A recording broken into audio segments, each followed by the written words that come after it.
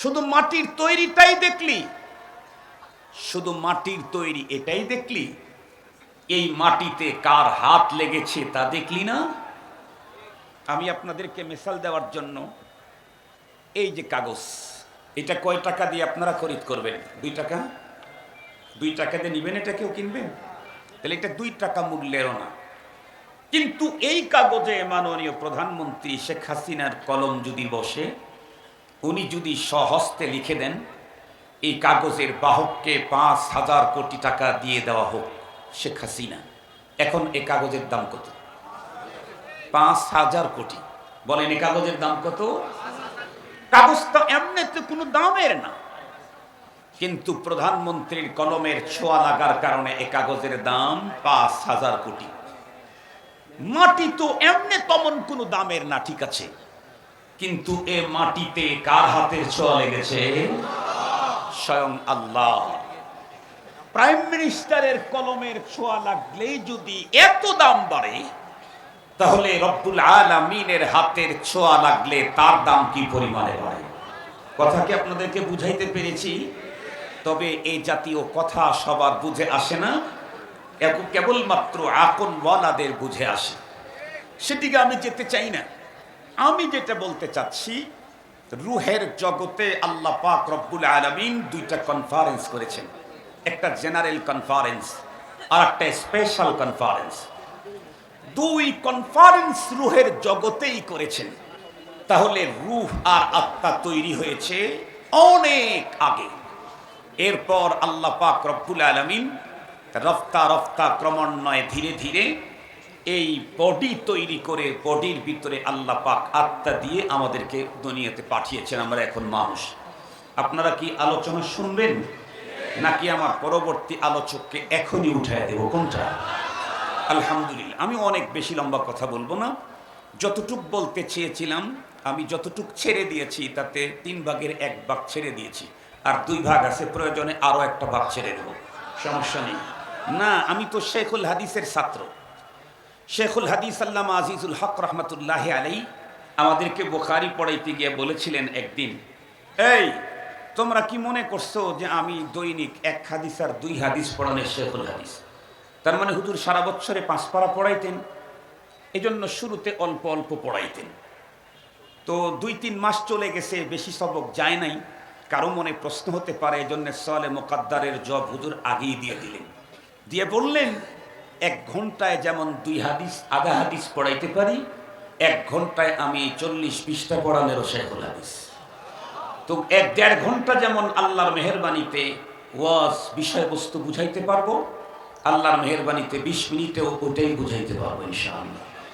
এই জন্য আরেকজনকে কষ্ট দেওয়ার চিন্তা আমার নাই, তবে গুরুত্বপূর্ণ একটা মেসেজ আপনাদেরকে দেব, কোরআনী মেসেজ।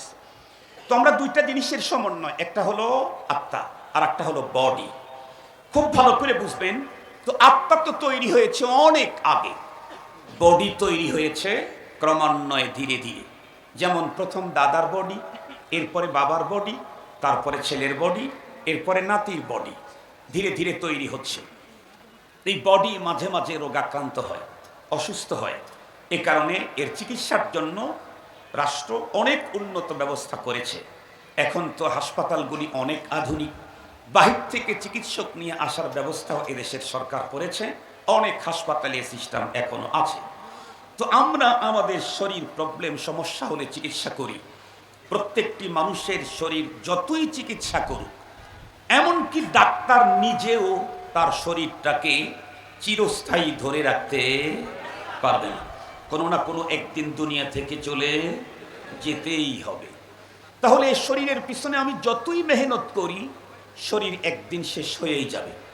মরণের পরে লাশটা পড়ে থাকবে, এরপরে হয়তো চিতায় নিয়ে পোড়াইয়া দেবে, মুহূর্তেই ছাই হয়ে গেল, না হয় কবরে শোয়া দিবে, 5-10 বছর পরে মাটির সাথে মিশে যাবে। মুহতারাম হাজিরিন, কিন্তু আত্মা ওই যে তৈরি করেছেন, এরপর থেকে আত্মার আর কোনোদিন মৃত্যুই নাই। আত্মা শুধু ইন্তেকাল হয়, স্থান চেঞ্জ করে, স্থানান্তরিত হয়। প্রথমে তৈরি করে রুহের জগতে রেখেছিলেন, এরপরে অল্প দিনের জন্য সেখান থেকে ট্রান্সফার করে আমার আপনার মায়ের পেটে, আমার আপনার বডির ভিতরে দিয়েছেন। আলমে আরওয়াহ থেকে স্থানান্তরিত হয়ে আলমে বতন, মায়ের পেটে। এরপরে বডি সহ আত্মা, সুম্মা সাবিলা ইয়াসসারা, আল্লাহ পাকের কুদরতি পদ্ধতিতে মায়ের সরু পেট পথ দিয়ে দুনিয়াতে আমাদেরকে পাঠাইয়া দিলেন। এখন আলমের দুনিয়াতে আত্মা আমার বডির ভিতরে আছে। চলতে চলতে চলতে চলতে সুম্মা আমাতাহু ফাআকবারাহ, চলতে চলতে এক সময় মৃত্যু এসে যাবে, আর বডিটাকে হয় চিতায় পোড়াবে, না হয় কবরস্থানে শোয়া দিবে, দাফন করে দিবে। আমার বডি কিন্তু শেষ হলো, আত্মাও কি মরে গেল? না জায়গা চেঞ্জ করলো? এখন কোথায় গেল? আলমে বারজাখে। এরপরে আল্লাহ পাক পরে ময়দানে মাহশরে যখন উঠাবেন, বলুন তো দেখি আমার এই বডি উঠবে নাকি আত্মা উঠবে? বডি উঠবে, তবে এইটা না। বডি উঠবে, তবে এইটা না, এই বডি না। এ তো কবরে শেষ, না হয় চিতায় শেষ। পরপারে যে বডি দেওয়া হবে, এই 1.5 ফিট 3.5 ফিট 2.5 ফিট বডি দেওয়া হবে না। কোরআনে পাকে এর বিশাদ বর্ণনা আছে, হাদিসে পাকের মধ্যেও লম্বা বর্ণনা আছে, সেগুলি আমি বলতে চাই না। পরপারে যেহেতু উঠবে দুনিয়ার আত্মা, এ কারণেই আল্লাহ পাক পরপারে মানুষের বডির দিকে তাকাবেন। এ তো নতুন আসছে, ওর তো কোনো অপরাধী নেই, ও তো নতুন। ওকে কি জিজ্ঞেস করবেন, কি দেখবেন? পুরাতন কোনটা ছিল দুনিয়ায় সেটা ধরো, সেটা হলো আত্মা। এজন্য আল্লাহ পাক পরপারে আমার শরীর, আমার বাদান, আমার ওয়াতন, আমার আওলাদ এগুলা দেখবেন না, দেখবেন হলো আমার আত্মার দিকে। আত্মার দিকে তাকায় দেখবেন, যেই মানুষটা আল্লাহ পাকের সামনে নিট এন্ড ক্লিন, স্বচ্ছ, ফ্রেশ, রোগ মুক্ত, সুস্থ আত্মা নিয়ে আল্লাহর দরবারে উঠবে, এই লোকটা হবে সফল কাম। তাহলে যেহেতু রোগমুক্ত আত্মার কথা বলা হয়েছে, তাহলে বোঝা গেল মানব বডিতে যেমন রোগাক্রান্ত হয়, মানব আত্মাও রোগাক্রান্ত হয়। বডি যেহেতু হাজার চিকিৎসা করলেও আমি ধরে রাখতে পারবো না, একদিন শেষ হবেই হবে। আর আত্মাকে হাজার অবহেলা করলেও মারতে পারবো না, ও জিয়েই থাকবে। সঙ্গত কারণে বডির চিকিৎসার চাইতে আত্মার চিকিৎসা জরুরি, কম না বেশি? কত বেশি? বডির চিকিৎসা হলো সুন্নাহ, আত্মার চিকিৎসা হলো ফরজে আইন। আত্মার চিকিৎসা কি বলেন? ফরজে আইন। আত্মা যে রোগাক্রান্ত হয়, এ কথা শুধু সুফিয়ায়ে কেরাম বলেন না, এটা শুধু পীর সাহেবেরা বলেন না, এটা খানকার সম্রাটেরা বলেন না।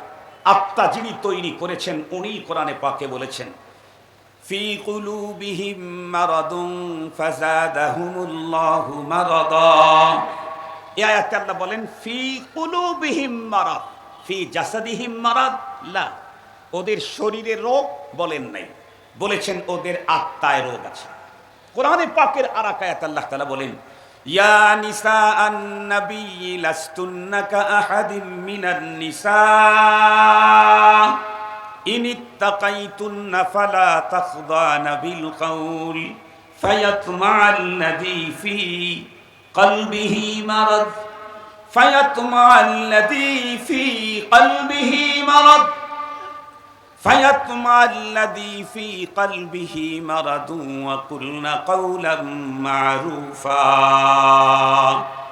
আল্লাহ পাক এই আয়াতে কারিমাতে ডাইরেক্ট নবী পত্নীগণকে সম্বোধন করেছেন।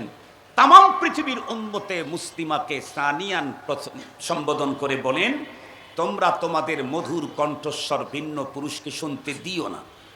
মামার মধুর কণ্ঠস্বর ভিন্ন পুরুষ শুনলে প্রবলেম কোথায়? আল্লাহ নিজেই বলেন, যাদের অন্তরে রোগ আছে তাদের সমস্যা। যাদের শরীরে রোগ আছে বলেন নাই, চোখে রোগ আছে বলেন নাই, কিডনি ড্যামেজ সমস্যা নাই, হার্ট দুর্বল সমস্যা নাই, প্যানক্রিয়াস নষ্ট সমস্যা নাই, ফুসফুসে বাজে হয়ে গেছে সমস্যা নাই। কিন্তু যাদের অন্তরে রোগ আছে, কি রোগ? মুফাসসিরিনে কেরাম বলেন নেফাকের রোগ, যৌফে ঈমানের রোগ। নেফাকের রোগ, যৌফে ঈমানের রোগ, এ জাতীয় অনেক রোগ আছে যেগুলি আত্মার উপরে আক্রমণ করে। তো আল্লাহ পাক এখানে বলেন, এই রোগাক্রান্ত আত্মাওয়ালারা তোমাদের মধুর কণ্ঠস্বর শুনলে তোমাকে কাছে পাওয়ার জন্য লালসায় লিপ্ত হবে, পরে ঝামেলা হবে। এজন্য মধুর কণ্ঠস্বর ভিন্ন পুরুষকে শুনতেই দিও না। এ কারণেই মাগরিবের সালাতে, এশার সালাতে, ফজরের সালাতে কোরআনে পাকের তিলাওয়াত পুরুষদেরকে জোরে করার সিস্টেম দিলেন, নারীদেরকে ওই টাইমেও জোরে তেলাওয়াতের সিস্টেম শরীয়ত দেয় নাই। কেন? নামাজ পড়তে গিয়েও যদি মধুর কণ্ঠস্বরে জোর আওয়াজে নারী তেলাওয়াত করে, এটা ভিন্ন রোগাক্রান্ত হৃদয়ওয়ালা শুনতে পারলে তখনও সে ওই সমস্যা ভুগতে পারে। এজন্য সিস্টেম করে দিয়েছেন। আমি যেটা বুঝাইতে চাইলাম, তাহলে মানুষের আত্মাতেও রোগ, আর একটু জোরে বলেন, আত্মাতেও রোগ। বডির রোগের চাইতে আত্মার রোগ বেশি জটিল। এ কারণে আত্মার রোগের চিকিৎসা ফরজে আইন। পুরা বডি একজন মানুষের ভালো আছে, শুধু একটা পার্টস যদি নষ্ট হয় তাহলে ওই মানুষের জীবন চলে না। সহজে বুঝবার জন্য একটা মিসাল দিই। যেমন একটা লোকের হাত ভালো আছে, পেট ভালো আছে, পিঠ ভালো আছে, প্যানক্রিয়াস ভালো আছে, ফুসফুস ভালো আছে, লিভার ভালো আছে, সব ভালো, শুধু কিডনি ড্যামেজ। শুধু কি ড্যামেজ? Kidney damage. এই একটা পার্টস নষ্ট হওয়ার কারণে তার টোটাল লাইফটাই শেষ। কেমনে? আপনাদেরকে বুঝাবার জন্য 10 মিনিট নিব সর্বোচ্চ, বয়ান শেষ করে দেব। সেটা হলো, আল্লাহ পাক আমরা যত খাদ্য দুনিয়াতে খাই, আল্লাহ যা হালাল করেছেন, এই খাদ্য থেকে আমাদের জীবনটাকে চলাবার জন্য ভিতরে মেশিন ফিটিং করে দিয়েছেন। এই মেশিনগুলি খাদ্য থেকে চিপে চিপে চিপে চিপে জীবন চলার জন্য রক্ত বের করে। আর সব মেশিন ভিতরেই দেওয়া আছে। আমরা মাছ খাই, গোশ খাই, শাক খাই, সবজি খাই, আমরা ফল খাই, ফ্রুট খাই, কত কিছু খাই। সব খাদ্যগুলি থেকে 3টা জিনিস হয়। একটা হলো গাদ, এটা পিছনের রাস্তা দিয়ে বের করে দেন। আর একটা হলো এখান থেকে কিছু পানি, সেটা পেশাবের রাস্তা দিয়ে বের করে দেন। আর একটা হলো এখান থেকে চুনে চুনে চুনে চুনে অল্প কিছু ব্লাড, এটা আল্লাহ পাক শরীরে ঢুকায় দেন। এবং খাবার থেকে ব্লাড তৈরি করতে এবং ওই ব্লাডটাকে সাকুলি দিয়া একদম সুন্দর করে মানব দেহে ঢুকাবার জন্য যেই পার্টসগুলি কাজ করে তার মধ্যে একটার নাম হলো কিডনি। সঙ্গত কারণে কোনো মানুষের সব বডির সব অঙ্গ সহি আছে, ভালো আছে, কিন্তু কিডনি ড্যামেজ। দেখবেন যেই খাদ্য খেলে ওর ব্লাড হইতো, এখন ওই খাদ্য খাওয়ার পরের শরীরে ব্লাড বাড়ে না পানি বাড়ে? কথা বলেন না কেন? ব্লাড বাড়ে না পানি বাড়ে? পানি বাড়ে। এখন মাছ খেলেও পানি হয়, গোশত খেলেও পানি হয়, শাক খেলেও পানি হয়, আপেল খেলেও পানি হয়, ফল খেলেও পানি হয়, চা খায় পানি হয়। কেন? একটা পার্ট শুধু সমস্যা। মানব আত্মার এমন ভয়ঙ্কর কিছু ব্যাধি আছে, ভয়ঙ্কর ভয়ঙ্কর। টোটাল ব্যাধি থেকে মানব আত্মা যদি সালেমও থাকে, শুধু একটা ভয়ঙ্কর ব্যাধিতে যদি কোনো মানব আত্মা আক্রান্ত হয়, এক ব্যাধির কারণে ওর জীবনের ওয়াজ, ওর জীবনের হজ, ওর জীবনের তিলাওয়াত, ওর জীবনের তাহাজ্জুদ, ওর জীবনের আউয়াবিন, ওর জীবনের চাষ, ওর জীবনের ইশরাক, ওর জীবনের জিহাদ, ওর জীবনের ইসলামী আন্দোলন, ওর জীবনের পীরগিরি, ওর জীবনের বক্তৃতাগিরি, ওর জীবনের মুহাদ্দিসি মুফাসসিরি সব শেষ হয়ে যাবে। একটা মাত্র রোগ যদি তার অন্তরের উপরে আক্রমণ করে, সেই রোগটার নাম হলো রিয়া। সেই রোগটার নাম কি বলেন? মানব দেহের রোগগুলার নাম হলো ইংরেজি। কেন? এই রোগের নামগুলি আবিষ্কার করেছে ইংরেজেরা, কিন্তু মানব আত্মার রোগ কি কি হয় এটা স্বয়ং আল্লাহই বলে দিয়েছেন। আর আল্লাহ কোরআনের ভাষাও দিয়েছেন আরবি, হাদিসের ভাষাও আরবি। সঙ্গত কারণে রোগের নাম আরবি হবে, এটাই স্বাভাবিক। বুঝাইতে পারছি আপনাদেরকে? এজন্য আত্মার রোগের নাম আরবি হবে, এটাই স্বাভাবিক। তো একটা রোগের নাম হলো রিয়া। রিয়া মানে কি? যাই করে কাউকে না কাউকে দেখাবার উদ্দেশ্যে করে, আল্লাহ ছাড়া, আল্লাহ ছাড়া অন্য কোনো উদ্দেশ্যে করে, এটা হলো রিয়া। যেমন আমি ওয়াজ করতেছি, এই আমার একটা ছবি নে, এইটা ফ্ল্যাশ করে দে। কেন? মানুষ বুঝবে যে আমার বক্তৃতায় কত হাজার মানুষ উপস্থিত হয়। আমি ওয়াজ করি, আমাকে অনেক মোটা অঙ্কের টাকা পাবো, আমাকে বাংলাদেশের শীর্ষস্থানীয় বক্তা বলবে।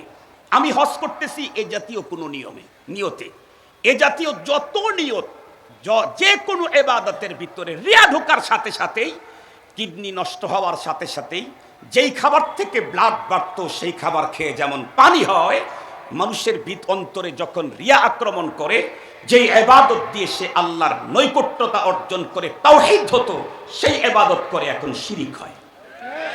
এটা আমার বক্তব্য না, নবীজির কথা। নবীজি বলেন, মান সাল্লা ইউরাই ফাকাদ আশরাকা।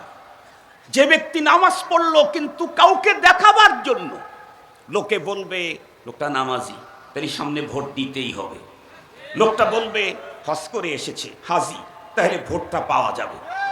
এই জাতীয় আরো যেই উদ্দেশ্য হতে পারে, এই জাতীয় কোনো একটা উদ্দেশ্য রিয়া, আল্লাহকে ছাড়া অন্য কাউকে দেখানো যদি উদ্দেশ্য হয়, তাহলে নামাজ পড়লো, কোরআনে পাকের তিলাওয়াত করেছে, নামাজের ভিতরে আল্লাহ পাকের কুদরতে পায়ে কপাল ঠেকাইছে, সবগুলি তাওহীদের স্লোগান, ইন্তেকালিয়া তাকবীরাতগুলো আল্লাহর নামে হয়েছে। এরপরে নবী বলেন শিরিক হলো। তাহলে বোঝা গেল আমাদের অন্তরকে রিয়া মুক্ত করতে হবে, এটা আমাদের জন্য ফরজ। যদি রিয়া মুক্ত অন্তর করতে না পারি, তাহলে আমার সালাত এর দ্বারায় তাওহীদ হবে না, আমার হজ তাওহীদ হবে না, আমার লাব্বাইক খালেস হবে না, আমার ওয়াজ খালেস হবে না, সবগুলি নষ্ট হয়ে যাবে। মুহতারাম হাজিরিন, আর রিয়াকারীর জন্য ভয়ঙ্কর শাস্তির কথা হাদিসে পাকের মধ্যে এসেছে। নবীজি বলেন ইন্না ফি জাহান্নামা লাওয়াদি, নবীজি বলেন জাহান্নামের ভিতরে একটা এরিয়াই আছে, উইদ্দা লিল মুরাইনা মিন উম্মতি মুহাম্মাদিন সাল্লাল্লাহু আলাইহি ওয়াসাল্লাম, যেই এরিয়াটাকে তৈরি করা হয়েছে উম্মতে মুহাম্মাদির এক শ্রেণীর মানুষের জন্য। তারা কারা? যারা রিয়াকার, যারা কি বলেন, অথচ জাহান্নামের ওই এরিয়াটা এতটাই ভয়ঙ্কর, তাস্তাঈদু মিনহু জাহান্নাম কুল্লা ইয়াউমিন 400 মাররা, প্রতিদিন জাহান্নামের অন্য এরিয়া ওই এরিয়া থেকে আল্লাহর কাছে 400 বার পানা চায়। কয়শো বার পানা চায়? আবার বলেন কয়শো বার পানা চায়? 400 বার খোদ জাহান্নাম পানা চায়। সেই জায়গাতে ঢুকতে হবে রিয়াকার, রিয়াওয়ালা ইবাদত যাদের আছে তাদের। এই ওয়াজ করতেও কলিজা কাঁপে, বলতেও কলিজা কাঁপে, না বললেও খোদার দরবারে ধরা খেতে হবে, তাই বলতে হয়। মুহতারাম হাজিরিন, সঙ্গত কারণেই আমার নামাজকে যথাযথ কাজে লাগাইতে চাইলে, আমার সিয়াম কিয়ামকে কাজে লাগাইতে চাইলে, আমার ওয়াজ হজকে কাজে লাগাইতে চাইলে, আমার অন্তরকে ভয়ঙ্কর ব্যাধি রিয়া থেকে মুক্ত করতে হবে। রিয়া মুক্ত অন্তর করতে চাইলে অবশ্যই অন্তরের চিকিৎসক যারা আছে তাদের কাছে সফর্দ হতে হবে, তাদের সহবতে যেতে হবে, তাদের প্রেসক্রিপশন গ্রহণ করতে হবে। ইনশাআল্লাহ দেহের রোগের চিকিৎসকদের কথা মানলে তার দেহের সুস্থতার যতটুকুন গ্যারান্টি না আছে, আত্মার রোগের চিকিৎসকদের ফর্মুলা মানলে আত্মা সুস্থ হওয়ার গ্যারান্টি তার চাইতে অনেক গুণে বেশি। আমি জিজ্ঞাসা করতে চাই, বডির চিকিৎসকের যদি এত দরকার হয়, আত্মার রোগের চিকিৎসকের দরকার আছে না? আমি প্রশ্ন করি, আত্মার রোগের চিকিৎসা আমার দেশের কোন জায়গায় হয়, কোন কলেজে হয়, কোন হসপিটালে হয়, কোন ক্লিনিকে হয়, কোন ডায়াগনস্টিক সেন্টারে হয়, কোন চিকিৎসকের কাছে হয়? কসম আল্লাহ, পৃথিবীর কোন বিদ্যালয়ে, কোন হাসপাতালে আত্মার রোগের চিকিৎসা আর চিকিৎসক থাকতে পারে না। আত্মার রোগ নির্ণয় করতে চাইলেই কোরআন জানতে হবে, কোরআন বুঝতে হবে। কোরআন যেই পদ্ধতি দিয়েছে সেই পদ্ধতিতে আত্মার রোগের চিকিৎসা করতে হবে। সঙ্গত কারণেই সুস্থ আত্মা নিয়ে পরপারে আল্লাহর দরবারে দাঁড়িয়ে নিরঙ্কুশ যে মুক্তি পেতে চায়, তার জন্য উলামায়ে কেরাম ছাড়া কোনো গতি নাই, কোরআন ওয়ালা ছাড়া কোনো গতি নাই। আমার বর্তমান ইসরায়েল গাজার হাসপাতালের উপরে আক্রমণ করার কারণে যেই আমেরিকা ভিতরে ভিতরে না ওপেনলি ইসরায়েলের পক্ষ নিয়েছে, সেই আমেরিকাও যদি উপরে উপরে হয়ে থাকে, তারপরেও হাসপাতালের আক্রমণকে তীব্র নিন্দা করেছে। তাহলে হাসপাতালের প্রয়োজনীয়তাটা কেমন? দৈহিক হাসপাতালের প্রয়োজনীয়তা যেমন, তার চাইতে কোটিগুলো হলো আত্মার রোগের চিকিৎসা করা। আর আত্মার রোগের চিকিৎসক তৈরি হয় কওমি মাদ্রাসায়, মাদারেসে দ্বীনিয়াতে। সঙ্গত কারণে যেই মানুষ বলবে আমি মুমিন, সে কখনো কোনো মাদ্রাসার বিপক্ষে অবস্থান নিতে পারবে না। এই পৃথিবীর ওই মানুষই কেবল বলতে পারে আমার ডাক্তার দরকার নাই, হাসপাতাল দরকার নাই। কে বলতে পারে? যার দেহ নাই। যার দেহ আছে তার জন্য ডাক্তার আর হাসপাতালের দরকার আছেই। যে বলবে আমার ঈমান আছে, তার জন্য মাদ্রাসার উলামা কেরাম লাগবে। উলামায়ে কেরাম আর মাদ্রাসার লোক ছাড়া আত্মার ব্যাধির চিকিৎসা পৃথিবীর কেউ করতে পারে না। আসুন আমরা আমাদের যারা নামাজ পড়ি, রোজা রাখি, হজ করি, পর্দা করি, ওয়াজ করি, বৃদ্ধাশ্রম, চিকিৎসালয় ফ্রি করে দিয়েছি, যত দ্বীনের কাজ করি, এগুলিকে কাজে লাগাবার জন্য নিজেরা আগে আত্মার ডাক্তারের কাছে গিয়ে আত্মশুদ্ধি করে নেই, আত্মাকে রোগ মুক্ত করে নেই। আল্লাহ পাক আমাদের প্রত্যেকের আত্মাকে রোগ মুক্ত করার তৌফিক দান করুন। আল্লাহ পাকের কোরআনে আল্লাহ বলেন, ইয়াউমা লা ইয়ানফাউ মালু ওয়ালা বানুন সেই দিন সম্পদ আর সন্তান কাজে আসবে না। কি কাজে আসবে? ইল্লা মান আতাল্লাহ বিকলবিন সালিম। যে ব্যক্তি রোগমুক্ত আত্মা নিয়ে আল্লাহর সামনে দাঁড়াবে সেই সফল কাম হবে। আল্লাহ পাক আমাদেরকে মৃত্যুর আগেই আমাদের অন্তরাত্মাকে রোগমুক্ত রাখার তৌফিক দান করুন। ওয়া আখিরু দাওয়ানা আলহামদুলিল্লাহি রাব্বিল আলামিন। আসসালামু আলাইকুম ওয়া রাহমাতুল্লাহি ওয়া বারাকাতুহু।